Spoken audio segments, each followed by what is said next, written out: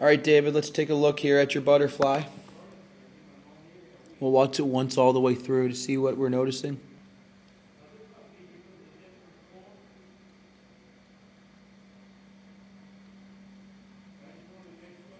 All right. We've talked this week a bit about it, and you do have a decent butterfly for sure. Dolphin kicks look good. I think you can get a little bit more out of them, maybe keep your knees closer together. But the big thing I'm noticing on this, as I see it for the first time, is that when you breathe and you don't breathe, two different things happen. And we want to have the same thing happen whether you're breathing or not. So here comes a stroke and the head disappears before the hands enter. That is ideal. We really are looking for that as coaches.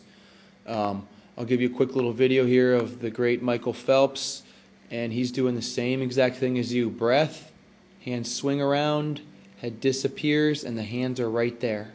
So that's great. Maybe he's a little bit lower than you and his back's a little bit flatter, but you're not too far off here, and that's really exciting to see. The difference is that when you don't breathe, there it goes. When you don't breathe, the head's down, but after a breath, and we'll see it here, take a breath and then both come in, and actually your hands beat your head in to the water when you take a breath.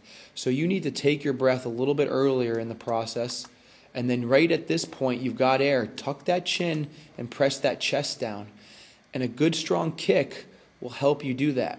So your feet should be coming out of the water here, but they should also be bending at the knees so that you can really push yourself forward and then fall onto your chest and get underwater after a breath. Okay? So whereas Michael Phelps, when he breathes, gets his head back down, you don't after you breathe. And what happens when you get your head back down first is you get this really nice position here. And we're going to go underwater and see that you're flat. That's what I'm guessing.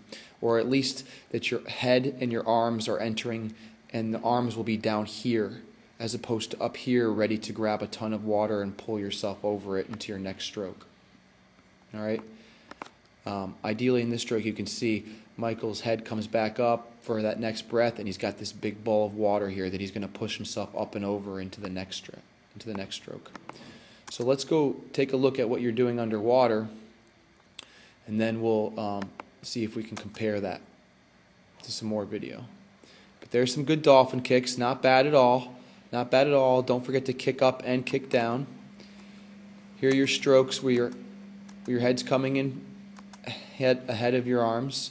And I'd like to see those hands at the surface a little bit more. Okay? Got the legs extended and the arms forward.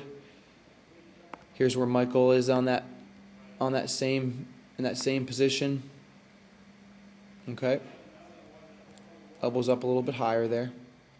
This is probably actually where he is because his feet are lower like yours.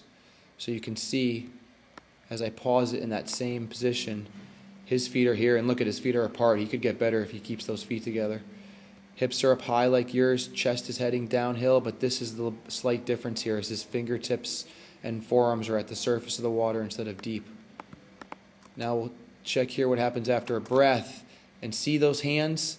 Those hands are way ahead of your head right there. So as that chest comes down, you're in this position as opposed to this one. All right, with the arms up. Let me see if I can make that video a little bit smaller. We can see both here. Okay. So here your kick finishes. Knees are bent. Kick finishes, and that's your position. And that's where the kick finishes, and that's his position. So if your head gets in first and you press that chest, you'll leave those arms at the surface of the water. The next thing I just want to check quickly is, how's your kick looking? You're bending your knees the same on both kicks. 1, 2, 1, 2, 1, 2. So as your hands are entering this kick right here, okay, we want to get a little bit more of a knee bend into that kick. You can see here, you load the legs, and you've got a 90-degree bend right there. And on this one, your legs are loaded in this position. And so there's a little bit more, see, that big, nice 90-degree bend. And then here on the second kick, they're getting to about there. All right, and that's much